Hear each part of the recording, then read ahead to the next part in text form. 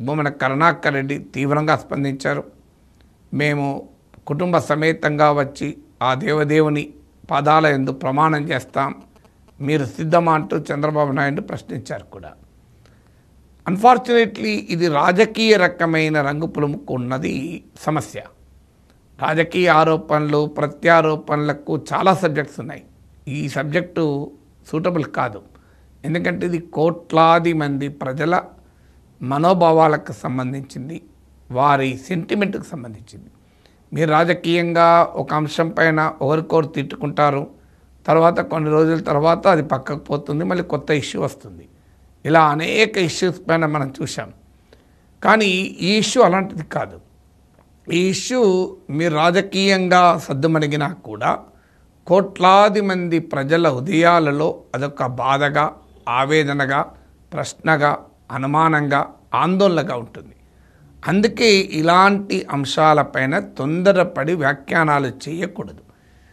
కానీ అన్ఫార్చునేట్లీ రాజకీయాలకు ఏది అనవరం కాదు గనక ఆరోపణలు ప్రత్యారోపణలు నిరంతరం సాగుతూనే ఉన్నాయి. ప్రమాణాలతో తేలేది కాదు, పరిశోధనలతో తేలాలిది. దేవుని మీద ప్రమాణం చేసినంత మాత్రాన ఈ విషయంలో నిజమెంత అనేది తేలేదు. ఇక తాజాగా రాష్ట్ర ప్రభుత్వ వర్గాలు అలాగే తెలుగుదేశం పార్టీ దాని మిత్రపక్షాలు నేషనల్ డైరీ డెవలప్మెంట్ బోర్డుకు చెందిన ల్యాబ్ రిపోర్ట్ను ఉదహరిస్తున్నారు. నేషనల్ డైరీ డెవలప్మెంట్ బోర్డ్ గుజరాత్కు చెందిన ఈ నేషనల్ డైరీ డెవలప్మెంట్ బోర్డుకు చెందినటువంటి lab centre for analysis and learning in livestock and food, CALF calf అంటారు. ఈ కాఫ్ తిరుమల లడ్డు తయారీలో వాడే నెయ్యిని పరిశోధించి ఇందులో కల్తీ ఉందని తేల్చాయి.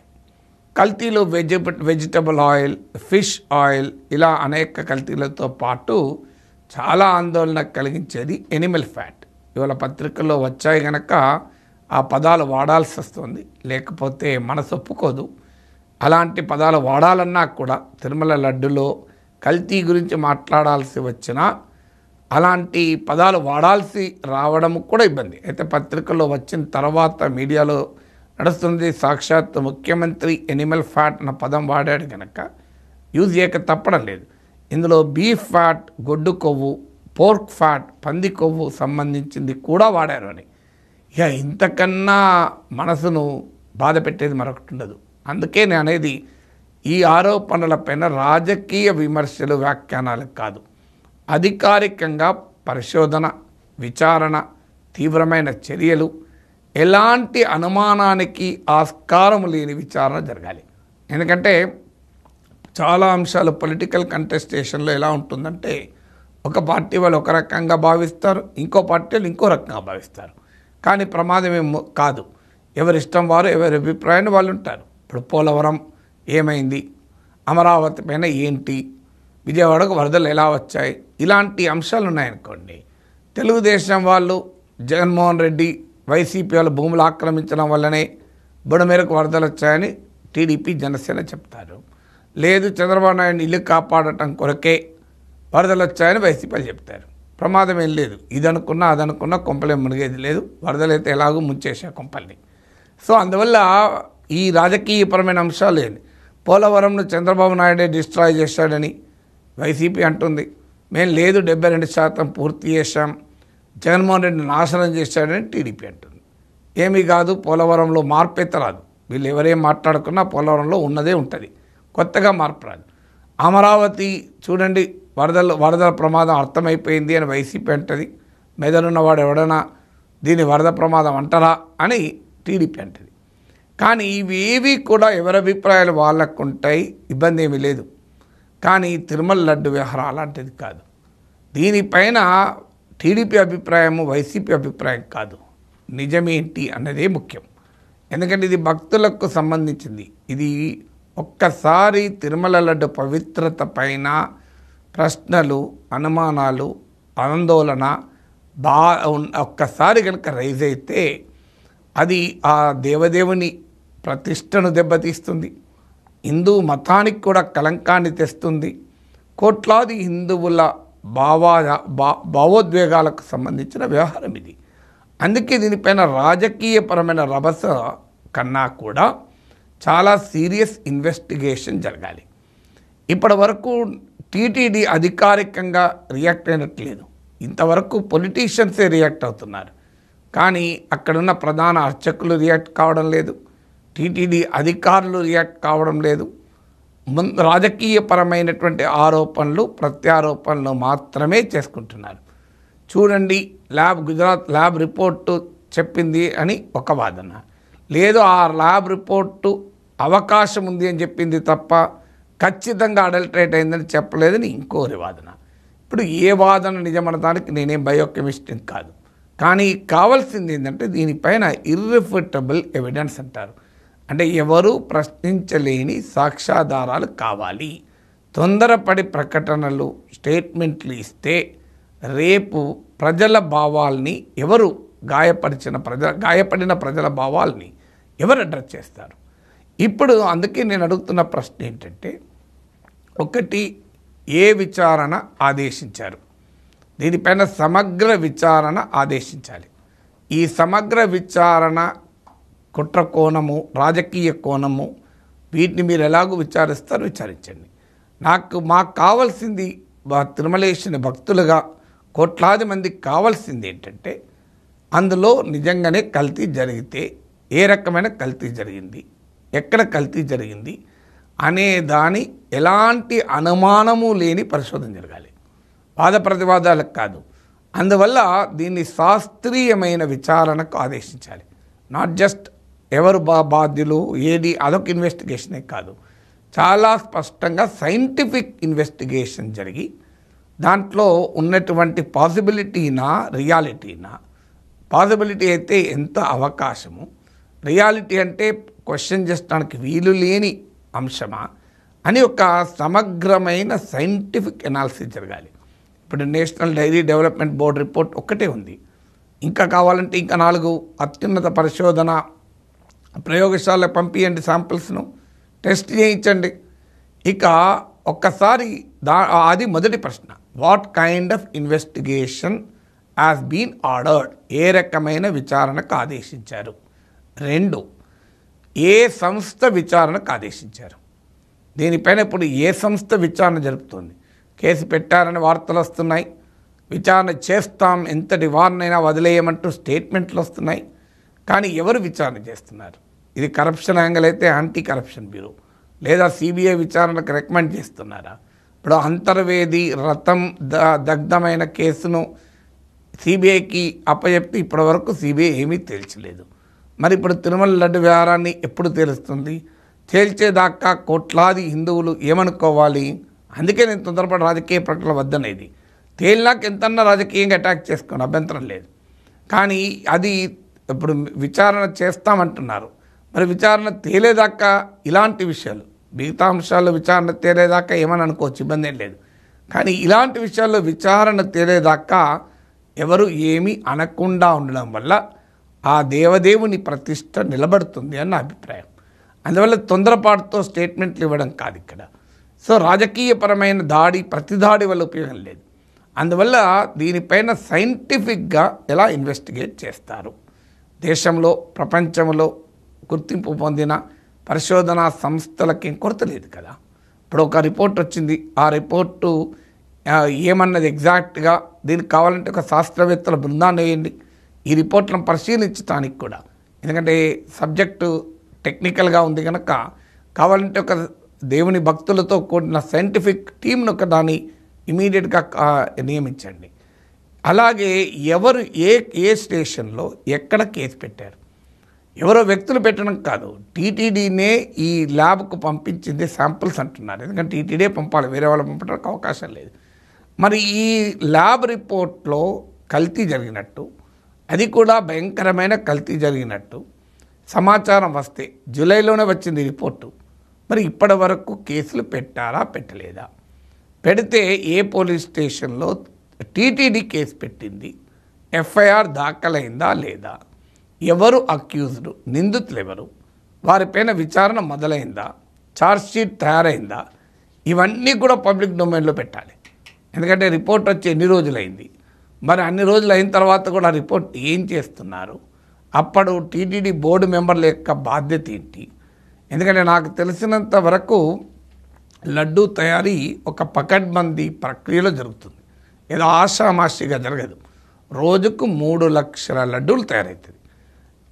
ప్రతి ఏటా 5 లక్షల లీటర్ల 5 లక్షల కిలోల నెయ్యి కొంటారు. అది కూడా దేశీ ఆవు నెయ్యి కావాలని అంటారు. సో కర్ణాటక మిల్క్ ఫెడరేషన్ వాళ్ళు అంతకుముందు సప్లై చేసేవాళ్ళు. కర్ణాటకలో ఇటీవల పాల ధరను 3 రూపాయలు పెంచినారు. దాంతో ఘీ తయారీకి కూడా ఖర్చు పెరిగిపోయి రేటు పెరిగింది కనుక గత ప్రభుత్వ హయాంలో కర్ణాటక మిల్క్ ఫెడరేషన్ వారికి కాంట్రాక్టు ఆగిపోయింది. మీడియాలో వస్తున్న వార్తలైతే తమిళనాడుకు చెందిన ఒక ఈ టెండరింగ్ ప్రక్రియలో దీన్ని కాంట్రాక్టర్లను ఎంపిక చేసి వారు ఈ నెయ్యి సప్లై చేస్తారు అని. ఆ నెయ్యి సప్లై చేసినాక నెయ్యి కాదు, ప్రతి పదార్థం తిరుమల లడ్డులో తయారు చేసే ప్రతి పదార్థాన్ని తిరుమలలో ఉన్న ఒక ల్యాబ్ పరీక్షిస్తుంది. ఒక సైంటిఫిక్ అవగాహన ఉన్న వారు విజిలెన్స్ బృందాలు దాన్ని నిరంతరం ఆ ప్రతి ట్యాంకర్, ఒక నెయ్యి ట్యాంకర్ వస్తే ఆ నెయ్యి ట్యాంకర్ను శాంపుల్స్ టెస్ట్ చేసినాకనే దాన్ని యాక్సెప్ట్ చేస్తారు. చాలా సందర్భాల్లో ప్రతి సందర్భంలోనూ పరీక్ష చేస్తారు. కొన్ని సందర్భాల్లో ఆ ట్యాంకర్లను రిజెక్ట్ చేసిన ఉదాహరణలు కూడా ఉన్నాయి. టీటీడీ చెప్పేది ఏంటంటే కొన్ని సందర్భాల్లో రిజెక్ట్ కూడా చేస్తూ ఉంటారు, ఏ పరిశోధన లేకుండా యాక్సెప్ట్ చేయరు. మరి ఈ క్వాలిటీ స్టాండర్డ్స్ను కరెక్టే ఉన్నాయని జస్ట్ లెజిటిమైజ్ చేసి అప్రూవ్ చేసిన అధికారులు ఎవరు? ఎందుకంటే ఏ విచారణ ఏ పరిశోధన జరపకుండానైతే తీసుకోరు లడ్డు తయారీకి. మరి ఈ నెయ్యి వచ్చినప్పుడు దీన్ని ఎవరు, విజిలెన్స్ వాళ్ళు, టీటీడీకి సంబంధించిన అధికారులు వారు దాన్ని పరిశోధించి అప్రూవ్ చేశాకనే స్టాండర్డ్స్ దాన్ని లడ్డు తయారీలో వాడతారు. మరి అప్రూవ్ చేసిన వాళ్ళపైన ఏ చర్యలు తీసుకున్నారు, వాళ్ళని విచారించారా? ఎందుకంటే ఈవెన్ లడ్డు తయారీలో కూడా శ్రీ వైష్ణవ సాంప్రదాయానికి చెందిన సద్బ్రాహ్మణులు మాత్రమే చేస్తారు.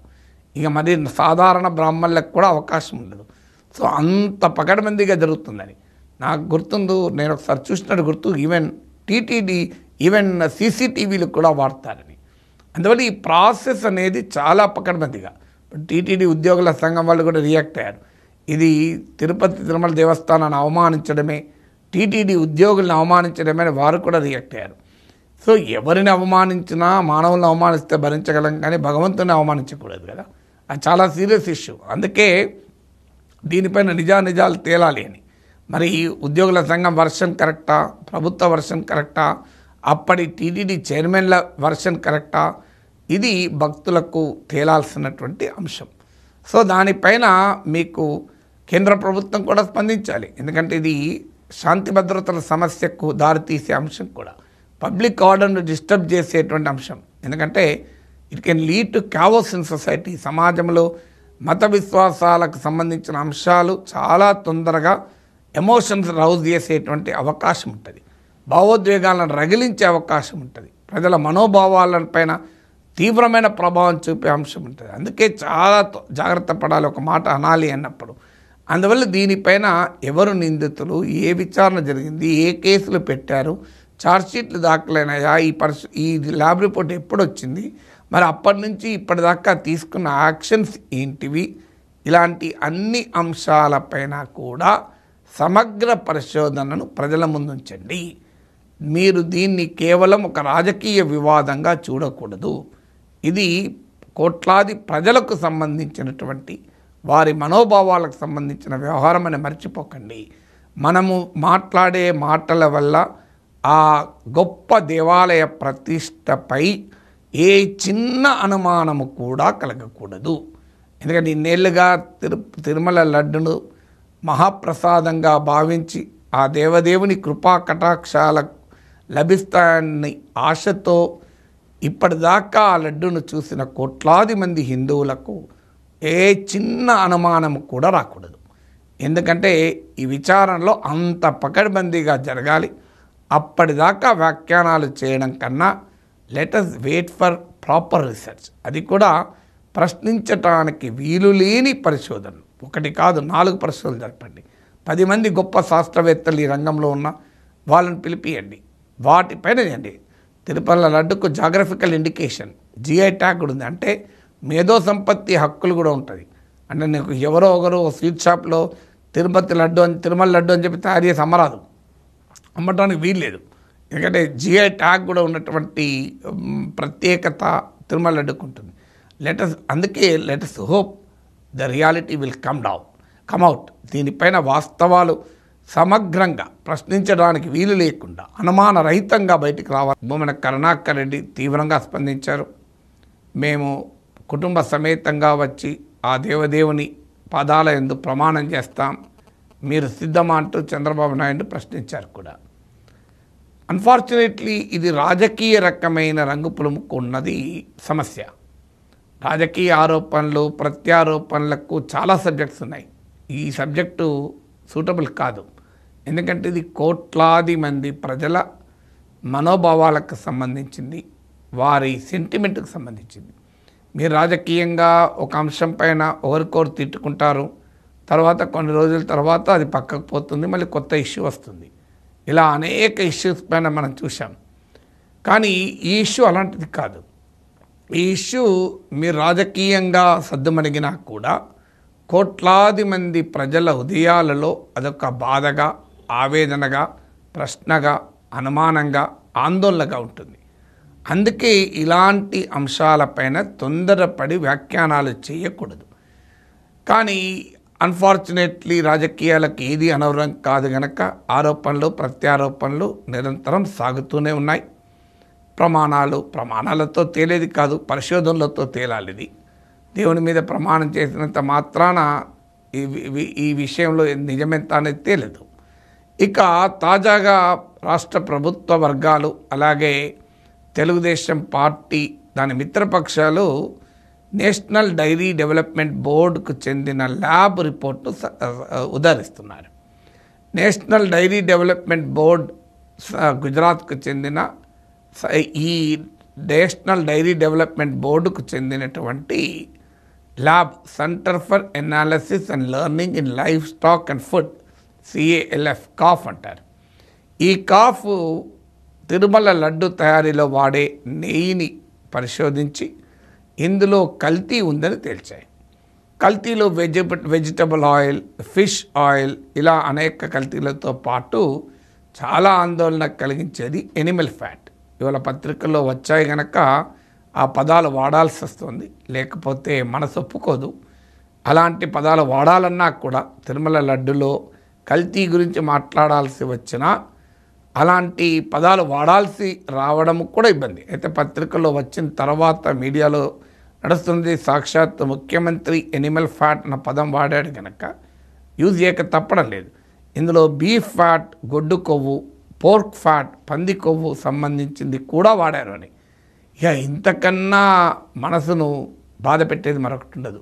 అందుకే నేను అనేది ఈ ఆరోపణలపైన రాజకీయ విమర్శలు, వ్యాఖ్యానాలు కాదు, అధికారికంగా పరిశోధన, విచారణ, తీవ్రమైన చర్యలు, ఎలాంటి అనుమానానికి ఆస్కారం లేని విచారణ జరగాలి.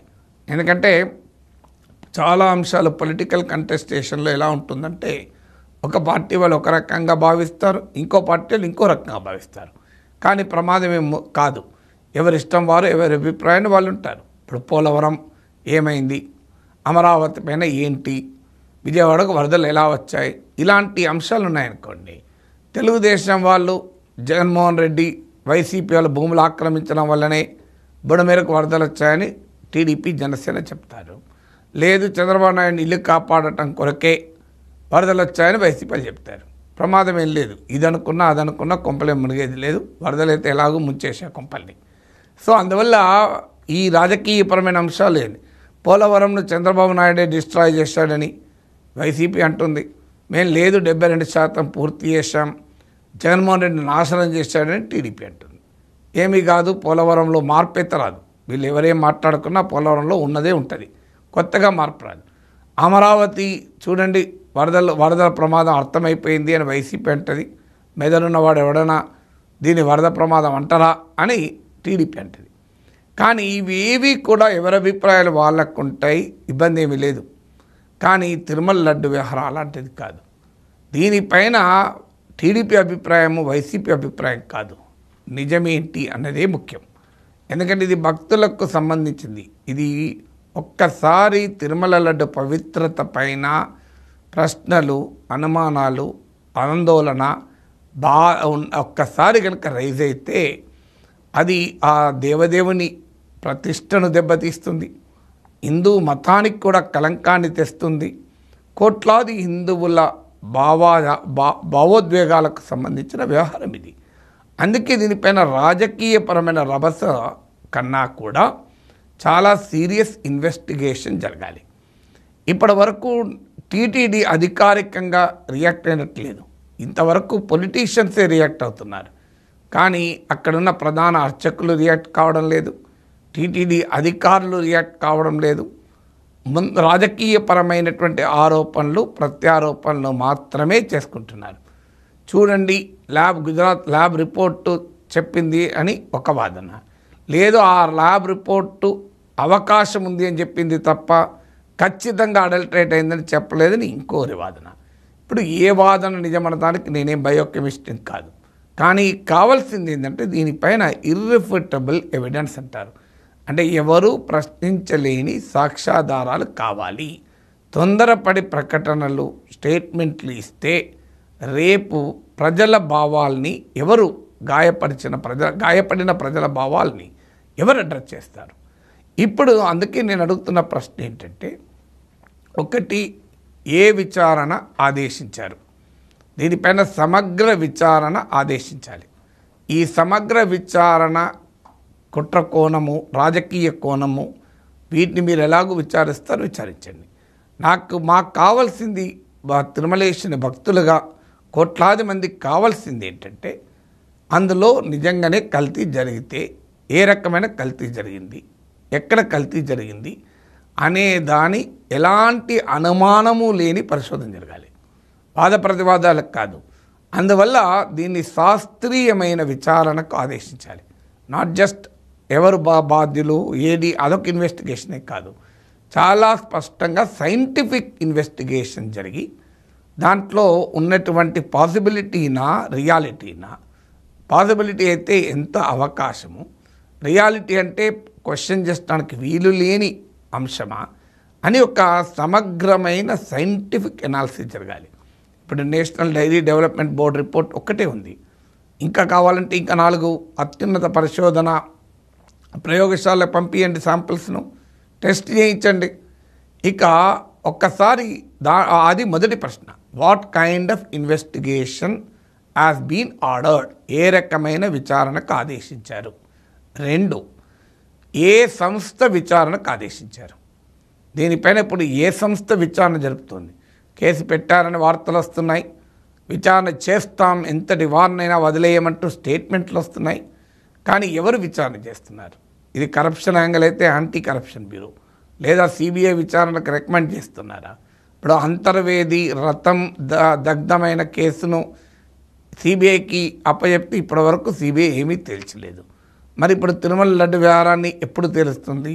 తేల్చేదాకా కోట్లాది హిందువులు ఏమనుకోవాలి? అందుకే నేను తొందరపడి రాజకీయ ప్రకటన వద్దనేది. తేలినాక ఎంతన్నా రాజకీయంగా అటాక్ చేసుకోండి, అభ్యంతరం లేదు. కానీ అది ఇప్పుడు విచారణ చేస్తామంటున్నారు. మరి విచారణ తేలేదాకా ఇలాంటి విషయాలు, మిగతా అంశాల్లో విచారణ తేలేదాకా ఏమని అనుకోవచ్చు, ఇబ్బంది ఏం లేదు. కానీ ఇలాంటి విషయాల్లో విచారణ తేలేదాకా ఎవరు ఏమీ అనకుండా ఉండడం వల్ల ఆ దేవదేవుని ప్రతిష్ట నిలబడుతుంది అన్న అభిప్రాయం. అందువల్ల తొందరపాటుతో స్టేట్మెంట్లు ఇవ్వడం కాదు ఇక్కడ. సో రాజకీయపరమైన ప్రతి దాడి వల్ల ఉపయోగం లేదు. అందువల్ల దీనిపైన సైంటిఫిక్గా ఎలా ఇన్వెస్టిగేట్ చేస్తారు? దేశంలో ప్రపంచంలో గుర్తింపు పొందిన పరిశోధనా సంస్థలకి కొరత లేదు కదా. ఇప్పుడు ఒక రిపోర్ట్ వచ్చింది, ఆ రిపోర్టు ఏమన్నది ఎగ్జాక్ట్గా, దీనికి కావాలంటే ఒక శాస్త్రవేత్తల బృందాన్ని వేయండి ఈ రిపోర్ట్లను పరిశీలించడానికి కూడా. ఎందుకంటే సబ్జెక్టు టెక్నికల్గా ఉంది కనుక కావాలంటే ఒక దేవుని భక్తులతో కూడిన సైంటిఫిక్ టీంను ఒక దాన్ని ఇమీడియట్గా నియమించండి. అలాగే ఎవరు ఏ ఏ స్టేషన్లో ఎక్కడ కేసు పెట్టారు, ఎవరో వ్యక్తులు పెట్టడం కాదు, టీటీడీనే ఈ ల్యాబ్కు పంపించింది శాంపిల్స్ అంటున్నారు. ఎందుకంటే టీటీడీ పంపాలి, వేరే వాళ్ళు పంపడానికి అవకాశం లేదు. మరి ఈ ల్యాబ్ రిపోర్ట్లో కల్తీ జరిగినట్టు, అది కూడా భయంకరమైన కల్తీ జరిగినట్టు సమాచారం వస్తే, జూలైలోనే వచ్చింది రిపోర్టు, మరి ఇప్పటి వరకు కేసులు పెట్టారా పెట్టలేదా, పెడితే ఏ పోలీస్ స్టేషన్లో టీటీడీ కేసు పెట్టింది, ఎఫ్ఐఆర్ దాఖలైందా లేదా, ఎవరు అక్యూజ్డ్, నిందితులు ఎవరు, వారిపైన విచారణ మొదలైందా, ఛార్జ్షీట్ తయారైందా, ఇవన్నీ కూడా పబ్లిక్ డొమైన్లో పెట్టాలి. ఎందుకంటే రిపోర్ట్ వచ్చి ఎన్ని రోజులైంది, మరి అన్ని రోజులు అయిన తర్వాత కూడా రిపోర్ట్ ఏం చేస్తున్నారు, అప్పుడు టీటీడీ బోర్డు మెంబర్ల యొక్క బాధ్యత ఏంటి.